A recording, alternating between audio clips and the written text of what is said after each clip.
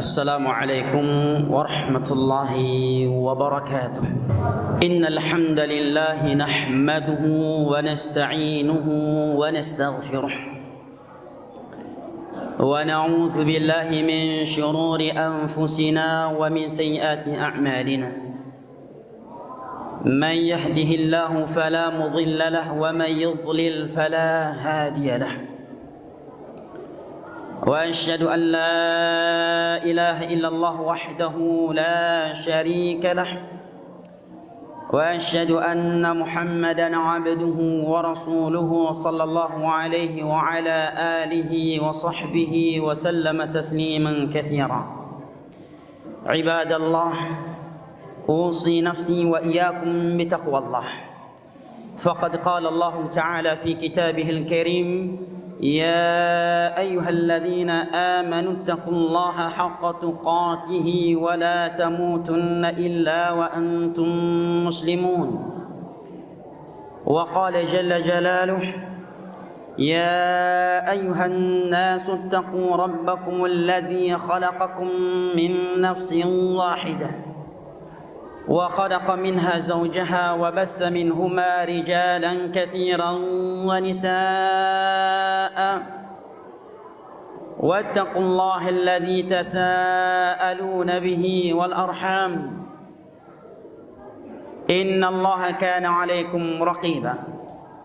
وقال جل وعز: يا أيها الذين آمنوا اتقوا الله وقولوا قولا سديدا يصلح لكم أعمالكم ويغفر لكم ذنوبكم ومن يطع الله ورسوله فقد فاز فوزا عظيما. أما بعد، فإن أصدق الحديث كلام الله، وخير الهدي هدي محمد صلى الله عليه وسلم، وشر الأمور محدثاتها، فإن كل محدثة بدعة وكل بدعة ضلالة وكل ضلالة في النار. أعاذني الله وإياكم من النار. أيها الناس، sidang salat Jum'ah rahimani Allah wa iyyakum wa baraka fikum, merupakan di antara tanda dekatnya hari kiamat adalah di mana perputaran waktu semakin hari semakin cepat. Di dalam sebuah hadis yang diriwayatkan oleh Imam Tirmidzi dari Abu Hurairah radhiyallahu anhu, Rasulullah sallallahu alaihi wasallam bersabda: "La taqumu as-sa'atu hatta yataqaraba az-zaman." Hari kiamat itu tidak akan terjadi sehingga perputaran masa, perputaran waktu semakin hari semakin cepat. Fatakunu sanatu kasyahr. Perputaran waktu satu tahun bagaikan satu bulan. Wa yakunu syahru kal usbu'. Perputaran waktu satu bulan bagaikan satu pekan. Wa yakunul usbu' kal yawm. Waktu satu pekan seperti satu hari. Wa yakunul yawm kas-sa'ah. Dan satu hari seperti satu jam, waktu yang pendek. Wa takunu as-sa'atu kahtiraqi sa'fah. Dan waktu satu jam, waktu yang pendek habisnya seperti pelepah kurma yang kering tatkala terbakar. Tak terasa sekarang kita sudah berada di penghujung bulan Rajab. Dan sesaat lagi kita akan membuka pintu gerbangnya bulan Ramadan. Seolah kita baru kemarin keluar dari bulan Ramadan, tapi kini tanpa terasa kita sudah hampir membuka pintu gerbangnya kembali, yaitu bulan Sya'ban. Pertanyaannya, bekal apa yang telah kita persiapkan untuk menjamu dan menyambut tamu Allah yang mulia dan agung ini, bulan Ramadan? Kita melihat sebagian orang kalau ingin menyambut tamu-tamu besar, tamu-tamu hebat, maka mereka melakukan persiapan jauh hari sebelum kedatangan tamu tersebut untuk memuliakan tamu-tamu mulia yang akan datang kepadanya. Kini tamu Allah yang mulia dan agung tersebut, yaitu bulan Ramadan, sudah berada di hadapan kita. Maka sekali lagi tanyakan kepada diri kita masing-masing, dengan apa kita akan menyambutnya, dan bekal apa yang telah kita persiapkan untuk bertemu dengan bulan yang mulia tersebut. Dan tentunya sebaik-baik bekal ada ketakwaan kepada Allah Jalla wa'ala. Allah Jalla wa'ala berfirman, wa tazawwadu fa inna khairaz zadi taqwa wattaqun ya ulil albab. Dan berbekallah kalian, wattaquni ya ulil albab, wa tazawwadu fa inna khairaz zadi taqwa. Dan berbekallah kalian dengan ketakwaan, karena sebaik-baik bekal adalah takwa. Dan bertakwalah kalian kepadaku, wahai ulul albab. Lantas apakah itu takwa, jamaah yang dimuliakan Allah, yang kita diperintahkan untuk berbekal dengannya, dan bahwa ia adalah sebaik-baik bekal? Seorang ulama tabi'in yang bernama Talqun bin Habib, yang telah belajar langsung kepada para sahabat Nabi SAW, beliau mengatakan tentang takwa, an ta'mala bi ta'atillah ala nuri min Allah tarju thawab Allah, wa an tatruka ma'siyatallah ala nurin min Allah takhafu iqab Allah. Takwa itu adalah engkau melakukan ketaatan kepada Allah atas dasar ilmu, bukan ikut-ikutan.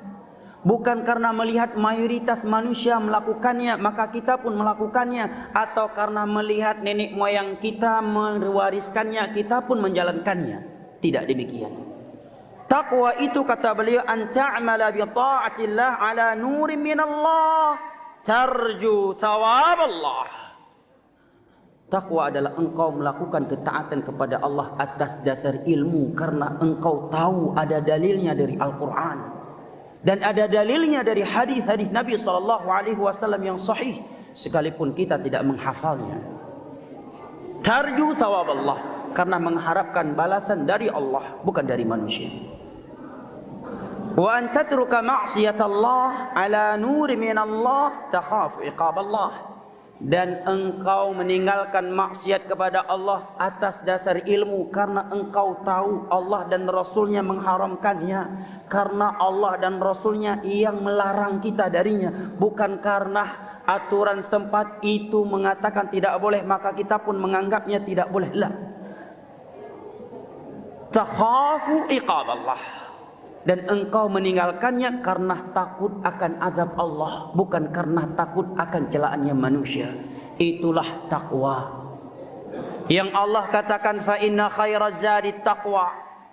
Sebaik-baik bekal yang harus kalian persiapkan adalah takwa kepada Allah.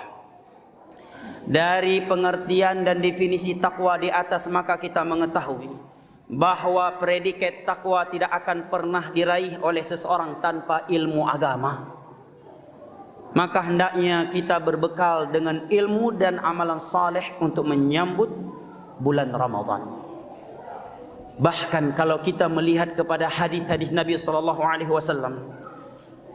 dan riwayat-riwayat ulama dahulu, maka mereka sudah mulai melakukan start beribadah kepada Allah dengan puasa, baca Al-Quran dan salat malam semenjak masuknya bulan Sya'ban, sebagai bentuk latihan untuk ibadah yang akan mereka lakukan di bulan Ramadan, sebagai persiapan untuk menyambut bulan Ramadan. Di dalam sebuah hadis yang diriwayatkan oleh Imam Abu Dawud dari sahabat Nabi yang mulia Usamah bin Zaid radhiyallahu anhu, suatu ketika beliau berkata kepada Rasulullah sallallahu alaihi wasallam, "Ya Rasulullah, lam araka tasumu syahran kama tasumu fi Sya'ban." Wahai Rasulullah, kenapa aku tidak pernah melihat engkau berpuasa sebanyak di bulan Sya'ban pada bulan-bulan yang lain? Ada apa dengan bulan Sya'ban? Kenapa engkau berpuasa begitu banyak di bulan Sya'ban?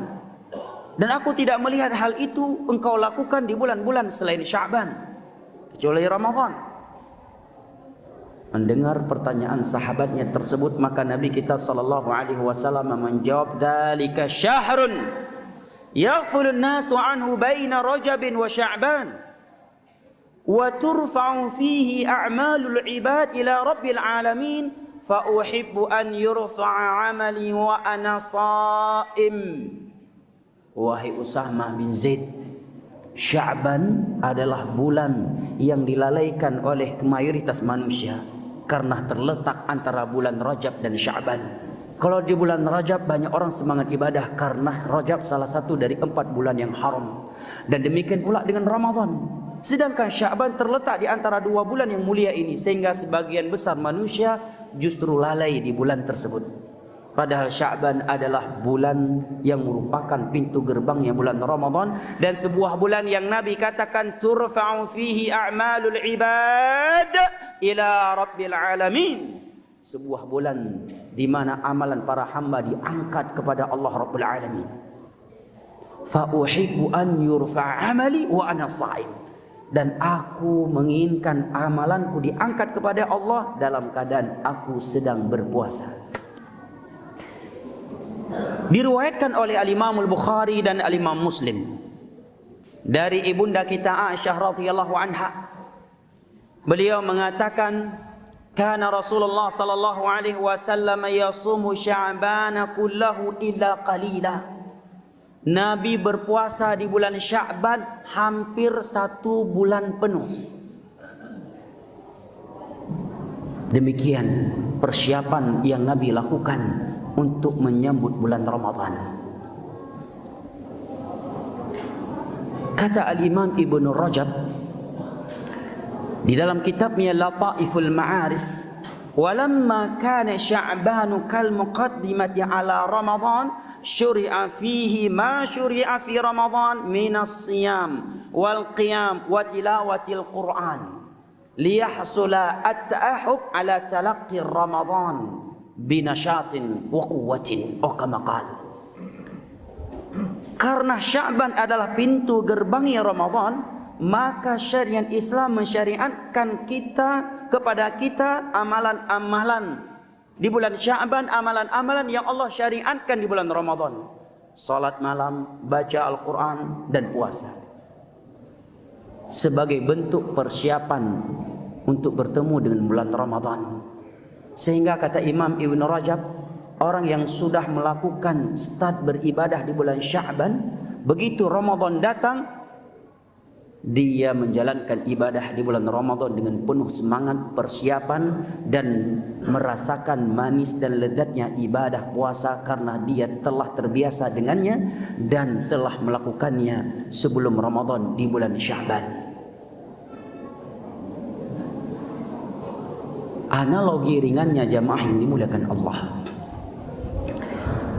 apabila ada olimpiade suatu pertandingan, apakah itu sepak bola ataukah yang lainnya, maka bayangkan apabila ada seorang pemain bola tidak melakukan latihan jauh hari sebelum hari H, sebelum hari final. Begitu datang hari final, dia langsung masuk lapangan dan menendang bola. Kira-kira dia akan kuat atau akan ngos-ngosan? Tentunya dia akan ngos-ngosan, walaupun dia seorang pemain yang top skor, pemain yang hebat. Apabila dia tidak melakukan latihan yang sempurna dan maksimal jauh hari sebelum hari final, dia nggak akan mampu bermain di hari final. Demikian pula yang terlihat di bulan Ramadan. Lihat, orang-orang yang tidak pernah berpuasa, tidak pernah baca Al-Quran, dan tidak pernah sholat malam kecuali di bulan Ramadan. Lihat, di hari-hari pertama Ramadan, wajah mereka subhanallah, wajah mereka mengesankan seolah-olah cuma dia yang berpuasa di Indonesia ini. Wajah sebagian mereka di hari-hari pertama Ramadan seolah-olah senggol dikit bacok. Wajahnya seram, sulit senyum, pemarah. Anak-anak yang menjadi korban kemarahannya di dalam rumah. dan maunya diperlakukan seperti Raja Namrud oleh istri dan anak-anaknya, padahal istri dan anak-anaknya juga puasa. Kenapa? Karena dia terkejut dengan datangnya Ramadan. Bahkan dia tersiksa dengan ibadah puasa di siang hari Ramadan, nggak bisa makan dan tidak bisa minum. Berbeda dengan mereka yang telah terbiasa dengan ibadah puasa, yang telah melakukan latihan dan persiapan di bulan Sya'ban dengan puasa, tilawatul Quran, salat malam, sehingga begitu datang bulan Ramadan mereka benar-benar perfect dalam beribadah kepada Allah Subhanahu wa taala. Itulah hikmah kenapa Rasulullah sallallahu alaihi wasallam menganjurkan kepada kita memperbanyak ibadah di bulan Sya'ban dan terkhusus ibadah puasa. Kalau kita membaca sejarah ulama salaf bagaimana mereka di bulan Sya'ban, seorang ulama di masa salaf yang bernama Salamah bin Kuhail mengatakan, kalau sudah datang bulan Sya'ban, beliau mengatakan hadza syahrul qurra. Ini merupakan bulannya pembaca Al-Quran. Sehingga di bulan Sya'ban di masa dahulu suasana Al-Quran sudah seperti di Ramadan. Di mana-mana orang tadarus, di mana-mana orang baca Al-Quran. Yang sedang di kebunnya baca Al-Quran, yang sedang di kantornya juga baca Al-Quran, yang sedang jualan baca Al-Quran, yang sedang berkendaraan baca Al-Quran. Orang tua sibuk dengan Al-Quran, anak-anak muda sibuk dengan Al-Quran, dan kaum wanita juga demikian. Bahkan sebagian mereka ketika bulan Sya'ban datang, aghlaqa hanunatahu wa tafarraqa lil Quran. Langsung menutup tokonya, tidak lagi jualan, ingin fokus baca Al-Quran dan ibadah-ibadah lainnya sebagai persiapan untuk menyambut bulan Ramadan. Sebagian kita jangankan di bulan Sya'ban, justru dengan datangnya Ramadan dia semakin sibuk dengan dunianya, karena di saat itu orderan semakin sempurna. Lebih dari itu, di 10 terakhir Ramadan, bahkan di malam Lailatul Qadar, orang lain sedang irka'u wasjudu di dalam masjid, dia justru sedang di pasarnya di sepertiga akhir malam karena orderan yang begitu banyak. La haula wala quwwata illa billah. Sampai-sampai sebagian ulama dahulu mengatakan, wahai manusia, tidak cukupkah engkau lalai dari Allah selama 11 bulan dan kamu tidak mampu dekat dan fokus mendekatkan dirimu kepada Sang Penciptamu hanya 1 bulan dalam 1 tahun? Atau lebih dari itu, hanya 10 malam dari 10 terakhir Ramadan dalam 1 tahun? Cinta apa yang kau persembahkan kepada Sang Penciptamu yang mengatakan, wa ma khalaqtul jinna wal insa illa liya'budun. Aku tidak menciptakan jin dan manusia kecuali agar beribadah kepadaku. Ayahsabul insanu ayyutraka sudah. Apakah manusia mengira bahwa mereka setelah diciptakan akan dibiarkan begitu saja tanpa perintah dan larangan? Yang telah mengatakan kullu nafsin dha'iqatul maut. Setiap yang bernyawa pasti akan mati. Wa innama tuwaffawna ujurakum yaumal qiyamah. Dan pada hari kiamatlah kalian akan mendapatkan balasan yang sempurna dari Allah yang Maha Adil. Faman zuhziha 'anil nari wa udkhilal jannata faqad faz. Barang siapa yang telah dimasukkan ke dalam surga dan diselamatkan dari neraka, maka sungguh dia telah beruntung. Wa mal hayatud dunya illa mata'ul ghurur. Dan tidaklah kehidupan dunia ini kecuali kehidupan yang semu lagi menipu. Sebagian orang mati-matian mencari dunia, tiba-tiba dia mati, meninggal tanpa membawa dunia. Alhaakumut takatsur. Kalian telah lalai dengan mengumpulkan dunia ini. Kalian akan sadar hatta zurtumul maqabir. Ketika nyawamu dicabut oleh malaikat maut, kamu baru sadar bahwa yang kita bawa hanya sehelai kain kafan. Anggota keluarga yang kita cintai dan mencintai kita, rekan-rekan kita, anak buah kita yang selama ini menjaga kita. Jangankan untuk menghalangi malaikat maut mencabut nyawa kita, jangankan menyelamatkan kita dari neraka Allah, hanya 1 malam saja mereka tidak akan mau menemani kita. Jangankan 1 jam, 1 menit saja. mereka tidak akan mau menemani kita di dalam liang kubur kita. Maka ya jamaah dimuliakan Allah, jangankan kita, Nabi Muhammad loh, seorang nabi, seorang rasul, tahu apa yang pernah dikatakan kepada beliau oleh malaikat Jibril? Sebuah ucapan yang seandainya itu diutarakan kepada kita oleh seseorang, mungkin kita akan marah. Mungkin kita akan memutuskan persahabatan kita dengannya. Apa kata Jibril alaihissalam kepada seorang nabi, seorang rasul yang akan membuka pintu syurga Allah? Jibril alaihissalam mengatakan, ya Muhammad, ish ma syi'ta fa innaka mayyit. Wahai Muhammad, hiduplah sesukamu karena kamu akan mati. Yang kedua, wa'mal ma syi'ta fa innaka majziyun bih. Berbuatlah semaumu di dunia ini karena kamu akan dibalas dengan itu. Mau mabuk silahkan, mau jadi kafir, muslim, mau menjadi penzina, bandar narkoba, membunuh orang, menipu, korupsi dan berbagai, silahkan. Fa innaka mayyit, karena kamu akan mati. Fa innaka majziyun bih, karena kamu akan dibalas dengan itu semuanya. Itu ucapan Jibril kepada siapa? Kepada seorang rasul, seorang nabi, nggak punya dosa. Dia nggak punya dosa sebutir debu pun karena telah diampuni oleh Allah. Ucapan Jibril tersebut diutarakan bukan kepada koruptor, bukan kepada bandar narkoba, bukan kepada mereka yang membunuh, suka membunuh, mencuri dan melakukan berbagai maksiat lainnya. Kepada Nabi Muhammad, utusan Allah, pembuka pintu syurga. Jibril berkata, ish ma syi'ta, hiduplah sesukamu, fa innaka mayyit, karena kamu akan mati. Wa'mal ma syi'ta fa innaka majziyun bih, dan berbuatlah sesukamu di dunia ini karena kamu akan dibalas dengan itu. Wahbib man syi'ta fa innaka mufariquh, dan cintailah siapa saja yang engkau sukai karena engkau pasti akan berpisah dari mereka.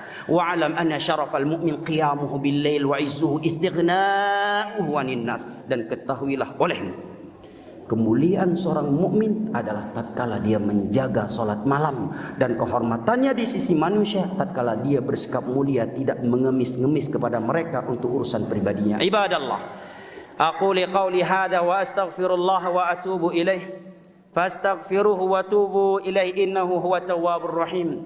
Barakallahu li wa lakum fil Qur'anil azim, wa nafa'ani wa iyyakum bima fihi minal ayati wa dzikril hakim, innahu huwas samiul alim. الحمد لله الذي أرسل رسوله بالهدى ودين الحق ليظهره على الدين كله ولو كره الكافرون وأشهد أن لا إله إلا الله وحده لا شريك له إقرارا به وتوحيدا وأشهد أن محمدا عبده ورسوله صلى الله عليه وعلى آله وصحبه وسلم تسليما كثيرا أما بعد فيا عباد الله أوصي نفسي وإياكم بتقوى الله. وقال الله جل وعلا إن الله وملائكته يصلون على النبي يا أيها الذين آمنوا صلوا عليه وسلموا تسليما. اللهم صل على محمد وعلى آل محمد كما صليت على إبراهيم وعلى آل إبراهيم إنك حميد مجيد. وبارك على محمد وعلى آل محمد كما باركت على إبراهيم وعلى آل إبراهيم إنك حميد مجيد. اللهم اغفر للمسلمين والمسلمات الأحياء منهم والأموات.